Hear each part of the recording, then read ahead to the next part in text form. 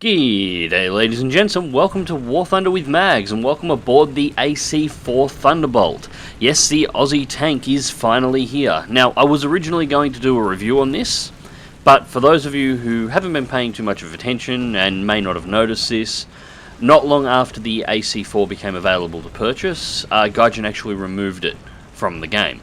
It's still available for those that already have access to the tank, however, nobody else can pick it up at this point. Now, it will be returned to availability at some point in the future. They're having a good tinker with it. We're just not entirely sure what they're doing with it, and I don't want to review it until I know the changes have been done. So today we're just going to be looking at a little bit of gameplay, and this is the first day that the AC was put into the game.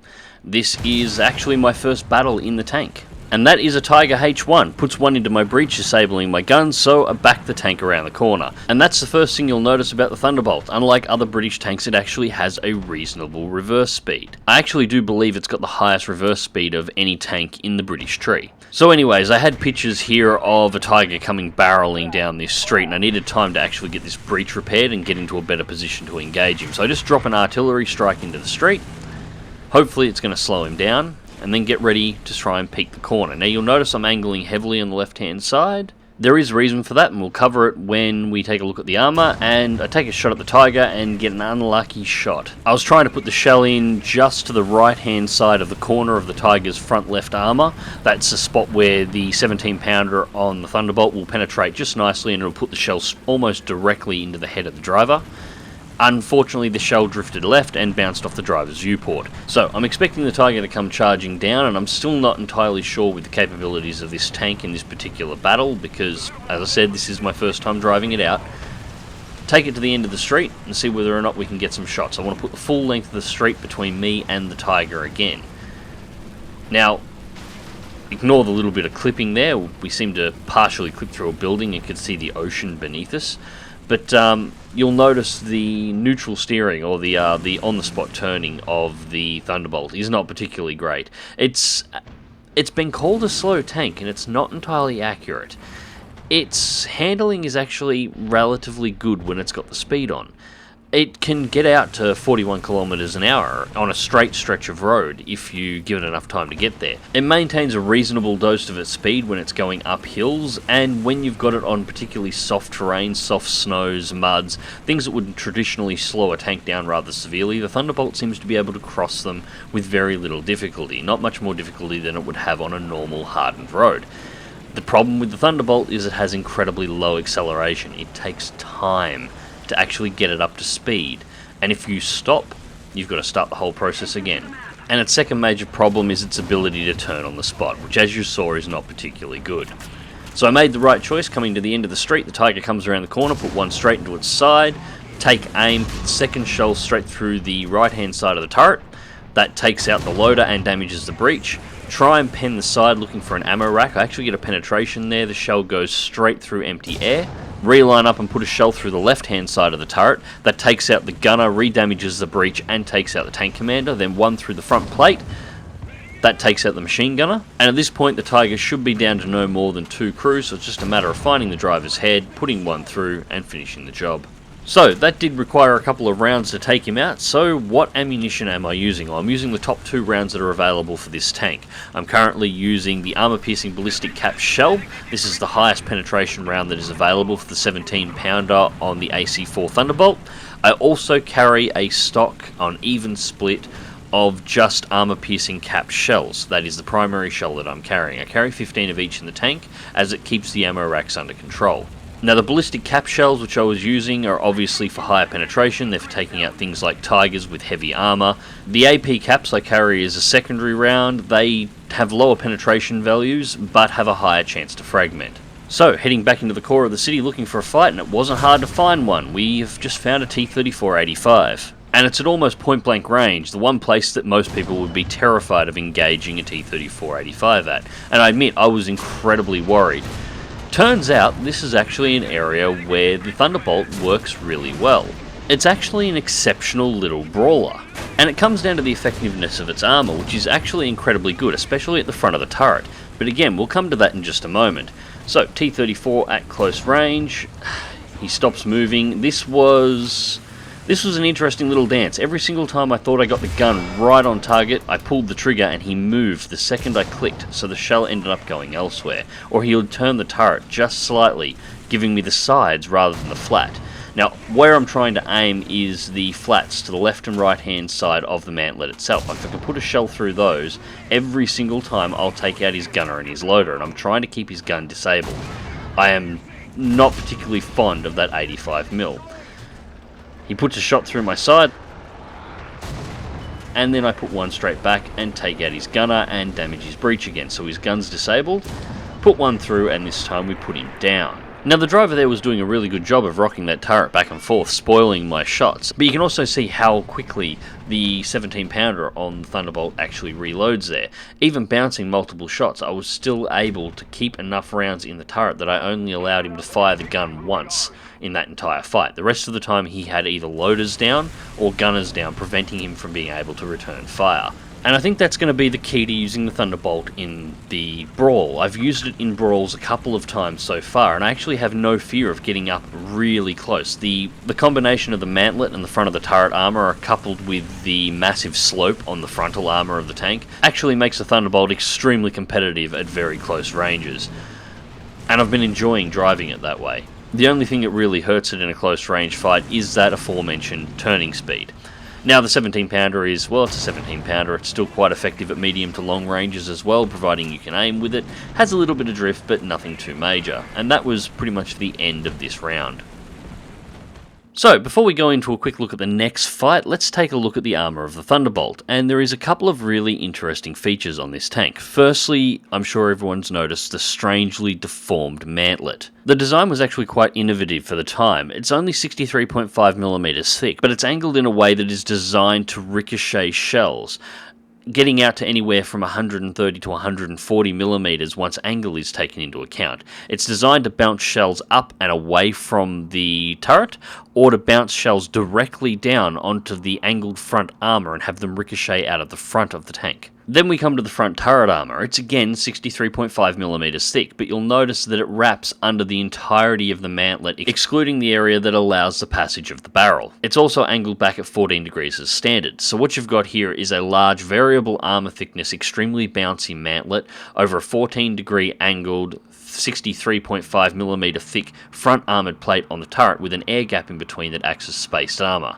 The turret itself is 63.5 all over, however the angling increases that out to well over 100mm in some places. Its biggest weak spot is the commander's hatch to keep the left hand side of the turret away from the enemy. Now the front armour is 50mm thick, but is angled at 66 degrees, which is auto bounce territory for a lot of high penetration shells, and is effectively 113mm without actually twisting the angle left and right. That's dead on.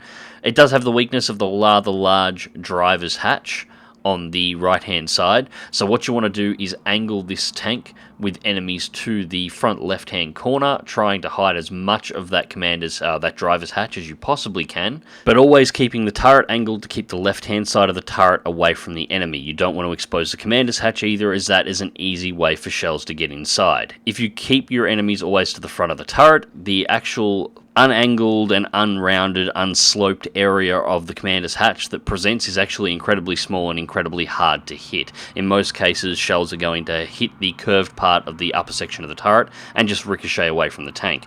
Or if the shells go too high and miss a small gap at the front, they will ricochet off into oblivion. The other weak spot is directly in the front of the tank, although that is not entirely a true weak spot. Directly at the front of the gap between the upper and lower glacis is an easy point to penetrate, however there's a big gearbox sitting right in behind. Most shells hit that, damage the gearbox, take the tank out of commission, it is unable to move, but it keeps the gun still firing. Shooting the hull is also not overly critical, as there is only one crew member in that section. The other three are inside of the turret, so pounding holes in the front of the tank is probably not going to take it out as fast as you think. From the sides and rear, it's a medium tank. It's fairly easy to take out. One interesting thing with it is it has extremely poor gun depression, but you'll notice that the angle on the back plate to cover the engines angles downwards towards the rear of the tank. When you back this thing up a hill, this keeps the back engine plate of the tank extremely angled, so you can counter out your poor gun depression by backing it up a hill. Now, as you can see in this piece here, we've got the gunner, we've got the loader, and we've got the commander all in the turret. Only the driver is down in the hull.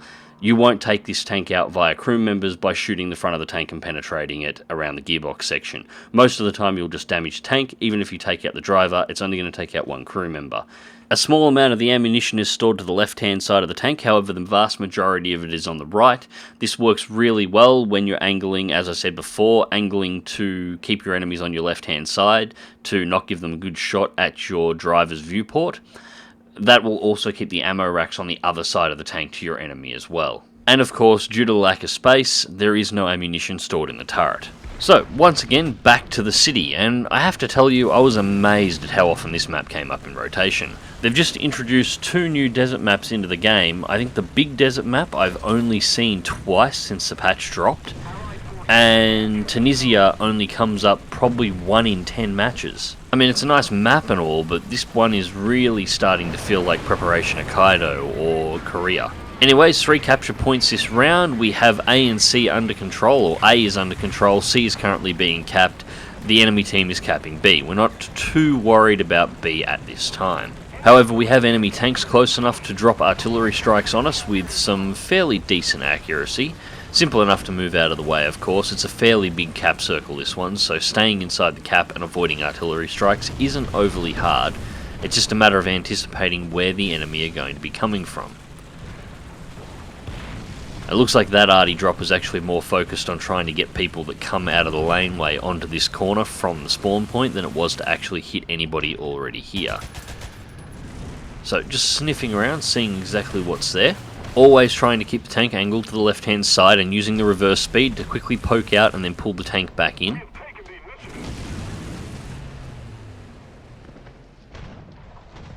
Now I'm keeping a very close look down this street at the moment because we're getting a lot of smoke and a lot of cannon fire. I can see the smoke from the shells being fired, but there doesn't appear to be anyone there.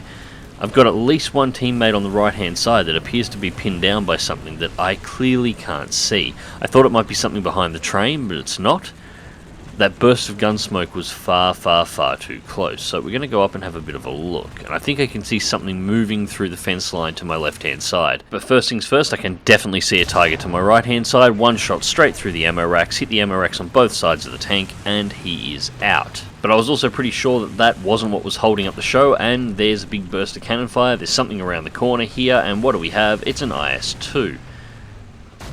Try to hit one in the front, turn the gun a little bit too far and end up shooting the wall, back it up. Now the IS-2 is trapped in there at the moment. It's basically holding this cap circle from preventing it from being capped. It can't afford to move anywhere at the moment, but I can. So I'm going to turn the tank to the left hand side, we're going to go up the stairs and we're going to come down the other side right on top of it, getting in nice and close.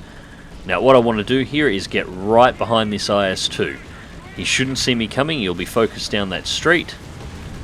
Drop the first shot in the back, it bounces, he realises that I'm here now, pull the tank up directly behind him and wedge my track underneath his track so he can't move.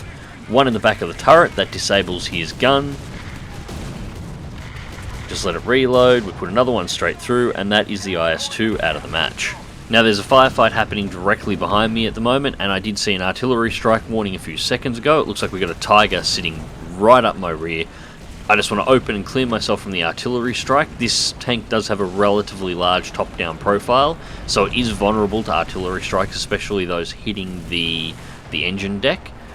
Get into position and bring it around, but the tiger at this point's already been crippled and eliminated, so there wasn't a whole lot for me to do there. So with the cap secured and the IS-2 and the tiger eliminated, we started forming up and heading out looking for fresh targets, and here is our first one. T-34-85. First shell ricochets, back it up. He misses with his first shot. Trying to line up through the fence here. I'm aiming for that turret. I want to disable that gun. Shot straight through. Commander's dead. Critical damage to the gunner, damage to the loader, and damage to the breach. Try and put another one in to try and make sure that loader isn't able to reload that gun. Unfortunately, bounces off the mantlet. That's 17-pounder accuracy. If you aim at the turret, you'll always hit the turret, but chances are it's going to drift into the heavier armor sections and what you're actually trying to aim for. I've noticed it with all the 17-pounder guns. It's just a British 17-pounder thing. Fire again, and this time we go straight through, take out the loader, critical damage to the breach. I think we got the gunner then as well. The T-34 opens up with MG, which is pretty much universal. I can't fire my main gun anymore. So at this point I just roll it out, keep it angled, put another one straight through, take out his crew again, then make sure the gunner stays down, and the other Thunderbolt I was driving with before rejoins the fight and puts in a shell from my left. So that's the T-34-85 out of the battle, rolling forward looking for new targets. And of course it didn't take us long to find one. We've got an Su-85, so swing the gun back towards the Su-85, try and use the cover, bounce his shot off my mantlet, put one straight through the front of his tank, and then the Churchill to my right hand side puts in a finishing blow. So that's two sets of reinforcements for B that have been eliminated, just checking the street looking for additional targets, and I was getting ready to turn back down towards the fight at B when we start getting capped out once again. The A zone is under attack, and everybody's pretty much bailed out of there at this point. There's nobody at the A zone. So, time to turn this thing back around, with its incredibly slow turning speed, and get our ass back over to defend A. Thankfully, it's only the turning speed that's slow, and the acceleration to get it up to speed, but once this thing is wound up, as you've seen so far, it moves around just nicely once it gets up there. You give it a long stretch of clear road, like the south part between the enemy spawn and the B cap, to drive down, and this thing will get up to 41 without a problem at all. So we've definitely got one enemy tank in the circle. We're not entirely sure what it is. It is over this side of the circle, however, because I had to bounce a shot just a few minutes ago. It looks like it's in behind all this rubble, so I'm just double checking to make sure it's got no backup. And there it is, it's a KV-1. Not exactly much of a challenge for this tank, but it's something that I've got to deal with at least. Critical hit. Set on fire, and we'll just put one straight through the front plate just to make sure this tank stays dead. There we go. And so that was pretty much the end of this battle. From this point I just sat in the cap circle making sure the base stayed secure. So, what's my opinions on the Thunderbolt? Well, I think it's a pretty bloody good tank. And I mean that in all honesty. Putting aside my Aussie pride at this thing being a... well, it's an Aussie tank. Something I never thought I would ever see in War Thunder Ground Forces. This thing has similar capabilities to what you would expect of a T-34, although it's not as mobile in terms of its armour and its ability to bounce some magic shots. Its gun is exceptionally good, as you would expect for having a 17-pounder at battle rating 5. It doesn't have the high penetration ammunition, but in most cases it doesn't need it. It's a tank that likes to get relatively close, although its penetration can be a little lacking once you start engaging tanks outwards of 800 to 900 meters. So, the Thunderbolt sounds fantastic. What are its drawbacks? Well, a lot of its armor is reliant on that bounce. It isn't actually incredibly thick. The mantlet and the front turret armor is exceptional, especially with that spaced gap, but the rest of the tank is reliant on its angles, which means this is a tank that is going to be very skill reliant. If you're an exceptional tank driver, you have a lot of skill, a lot of situational awareness, you are able to track multiple enemies at once and constantly keep a tank angled in such a way that its weak spots are always covered and it's always presenting maximum angle on its armor, you are going to do very well in a Thunderbolt. It's a tank that requires that kind of a driver. If you're a bit more inexperienced, you have a bit of difficulty tracking multiple enemies engaging you at once, you're not particularly good at angling your armor, or have a little bit of issue trying to work out how to get the tank angled in just the right way to make those shots bounce, this is a tank that's not going to do very well for you. It's a skill-based tank. It's a medium tank that can bounce like a heavy if you drive it right. If you drive it wrong, it's paper thin and will die to every shot that comes at it. But overall, I'm pretty happy with the tank. Actually, I'm exceptionally happy with it. This has probably just become my favourite tank in the British tree. And surprisingly enough, it's not because it's Australian. Even if this was a British-built tank, it would probably still be my favourite tank in the tree. It just really suits my driving style. This is what I've been looking for. It's a shame it's not a little bit more mobile on its stationary turns. If it had that as well, this would be perfect for me.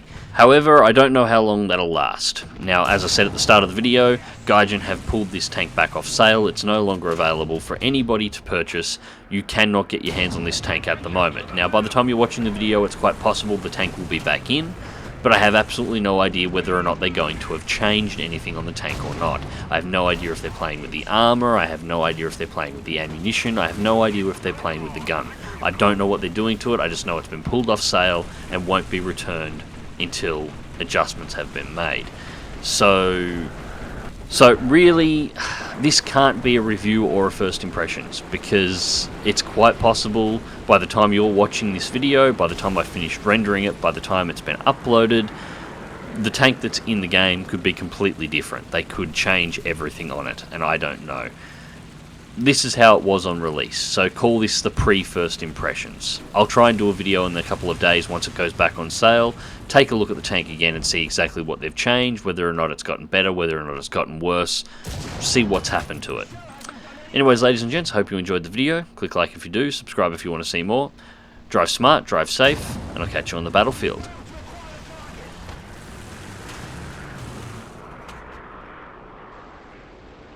Oh, alright, I'll let you watch this kill.